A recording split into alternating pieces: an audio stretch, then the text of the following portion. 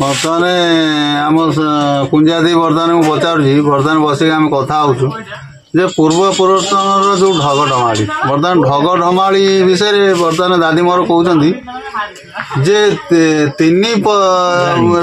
राणी 3 पति 14 पति 3 राणी 14 पति सी बोलाऊ सती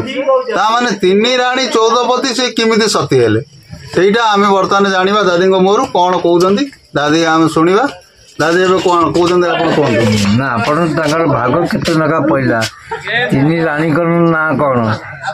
3 ରାଣୀଙ୍କର ନାଁ କଣ ତାଙ୍କର ଭାଗ ପଇଲା ରାଣୀ ଗୋଟା କେତେ ଟଙ୍କା ସେ ବଡ଼ଙ୍କର ନାଁ କଣ